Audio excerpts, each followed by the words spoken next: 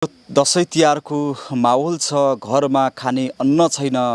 दर्शक पनि यो एउटा मानव भएर पनि मानव जसरी बाँच्न सक्नुभएको छैन, यस्तो अप्ठ्यारो अवस्थामा हुनुहुन्छ। दर्शक पनि यहाँलाई हार्दिक स्वागत छ वैज्ञानिक मिडियामा। म टिकाराम साउद।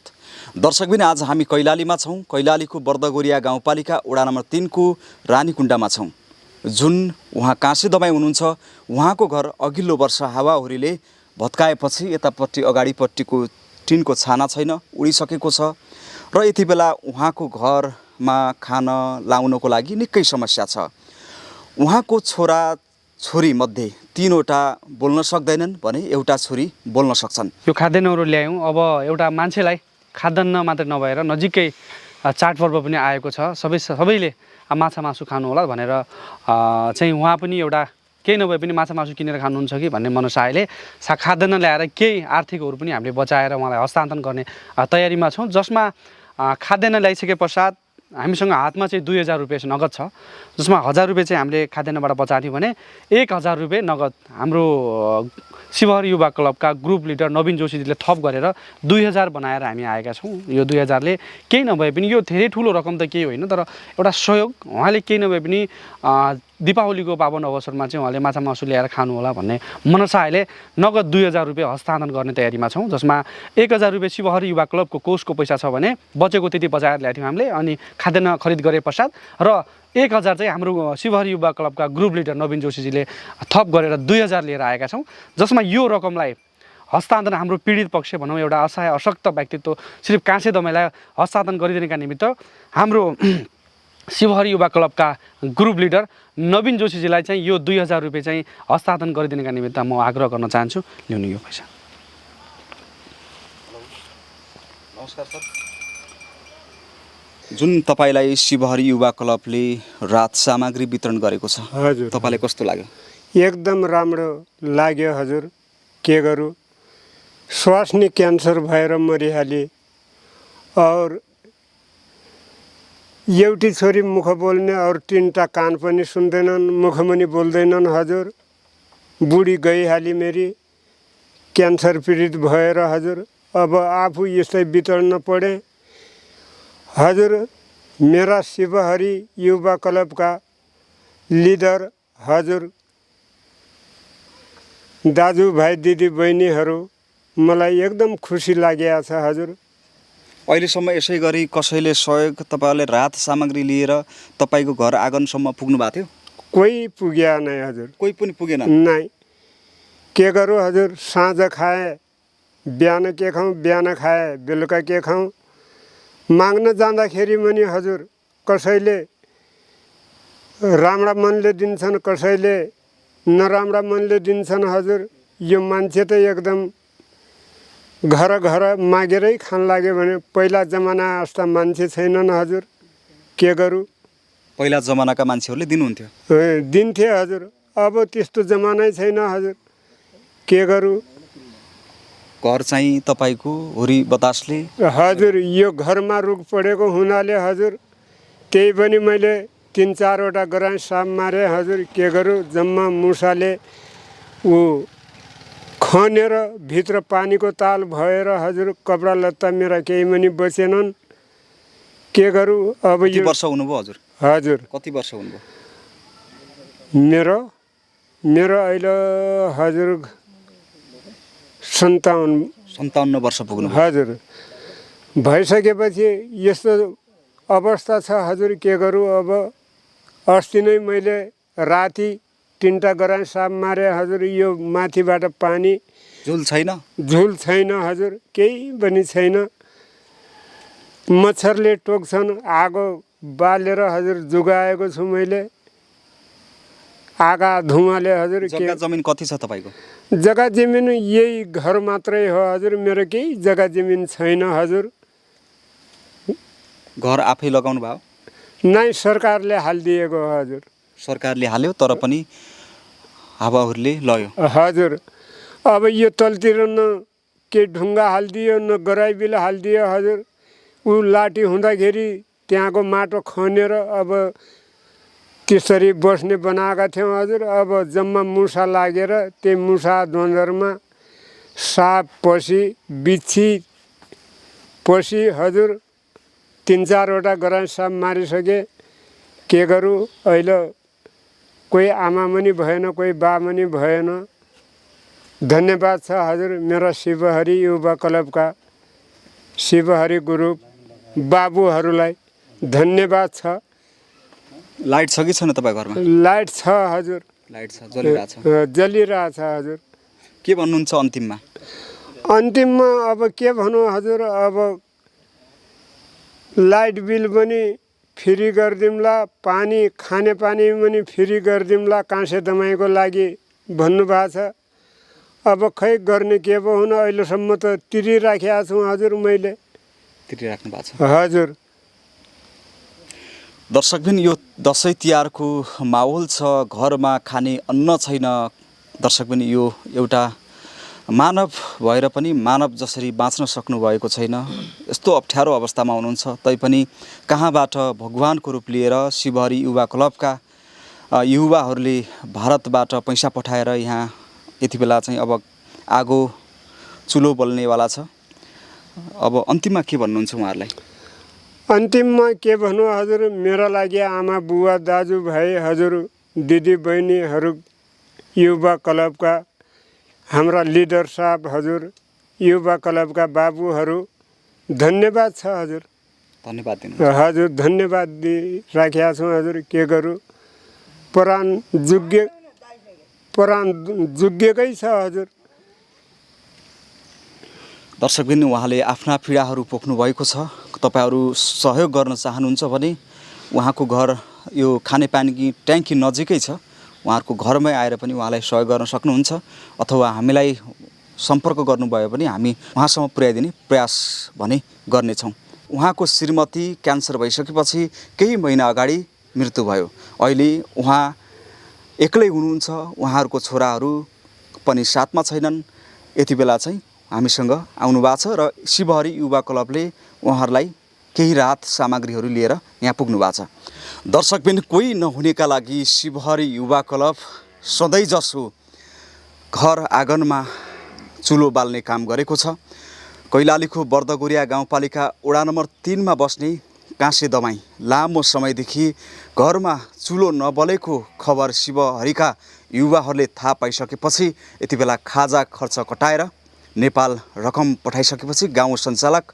गणेश विकले यहाँ केही खाद्यान्न सामग्रीहरू लिएर पुग्नु भएको छ अन्य व्यक्तिहरू पनि पुग्नु भएको छ उहाँहरूसँग थप कुराकानी गर्नेछौँ यहाँलाई स्वागत छ धन्यवाद यो सामग्रीहरू पुर्याउनु भएको छ धेरै पटक तपाईँहरूले सहयोग पनि गर्नुभएको छ अनि यो कसरी थाहा पाउनुभयो उहाँलाई यस्तो अवस्था छ भनेर शिवहरि युवा क्लबले काम गर्दै गर्दा असहाय अशक्त र गरिबहरूका निमित्त जुन सहयोग गर्ने एउटा अभियान चालेर हामीहरू लागि परेका छौँ बर्दगोरिया गाउँपालिका वडा नम्बर 3 का सिङ्गो युवाहरू जुन एउटा सङ्गठित भएर लागेर सहयोग गर्ने जुन जमर्को गरिरहेका छौँ अब यो विषयमा अब अहिले नजिकै दसैँ दीपावली आइरहेको अवस्थामा यसो हिँड्दै गर्दा यहाँ एकजना काँसे दमाई भन्ने व्यक्तित्व हुनुहुन्छ उहाँको घरमा बिहान खाँदा साँझ के खाने भन्ने परिस्थिति सिर्जना भएको देख्दै गर्दा उहाँले अस्ति हामीलाई भेटेर एकदमै आफ्नो दुःखद परिस्थितिलाई प्रस्तुत गर्नुभएको थियो उहाँले भन्नुभएको थियो कि बाबु के गरौँ माग्न जाँदा पनि कसैले दिँदैनन् त्यो पुराना मान्छेहरू पनि छैनन् जसले हिजोका दिनमा माग्दा पनि दिन्थे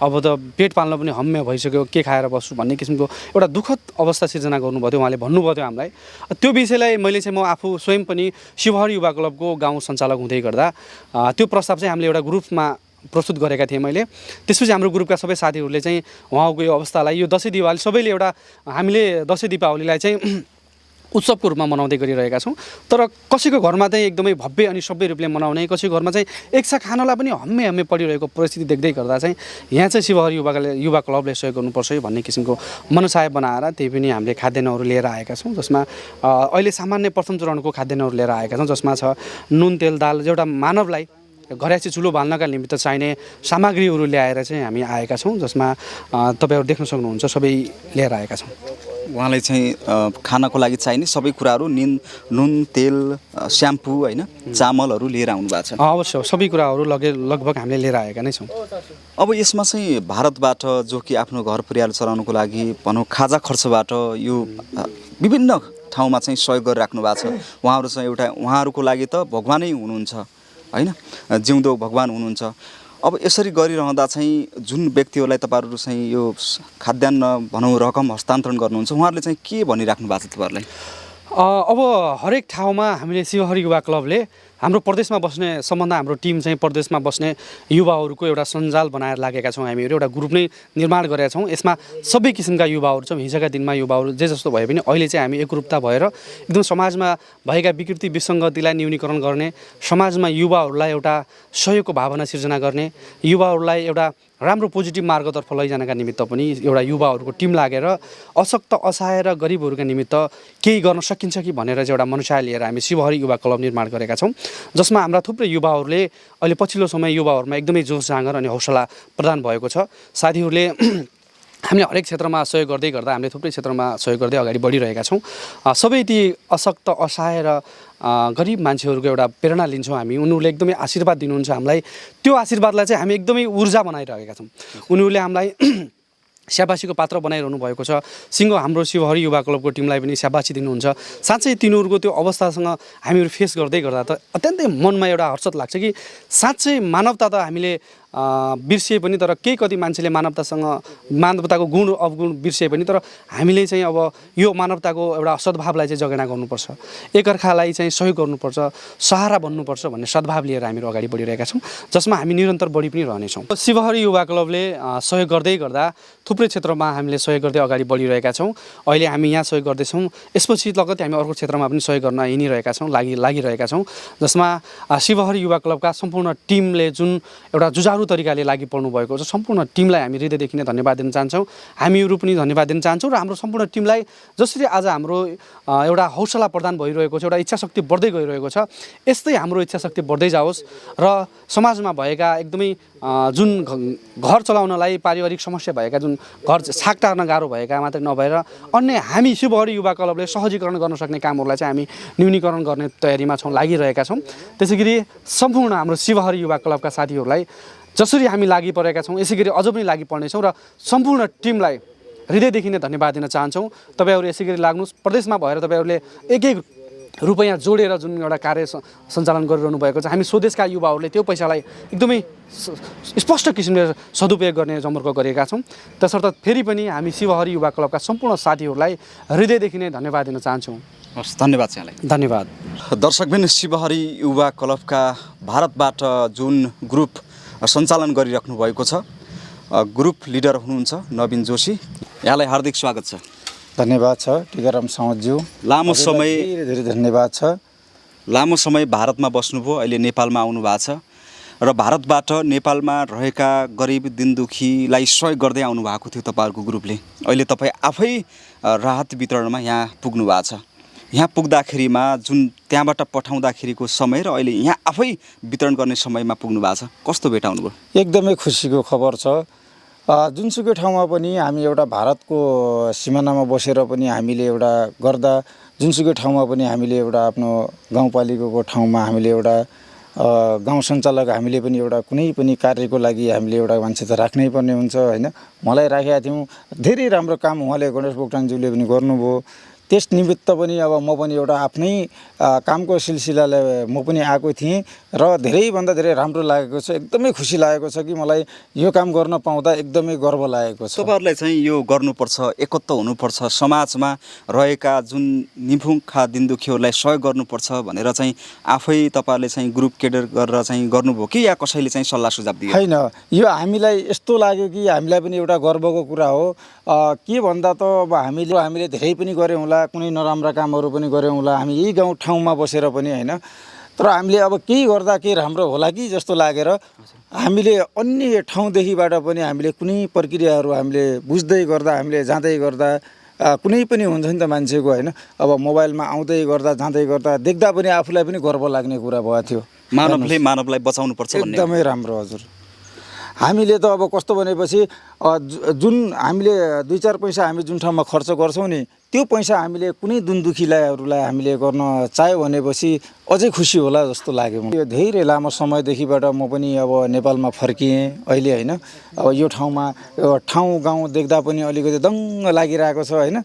तर पनि गणेश बोक्टानीज्यू उहाँको साथमा मैले यो काम गर्न पाउँदा एकदमै खुसी छु म।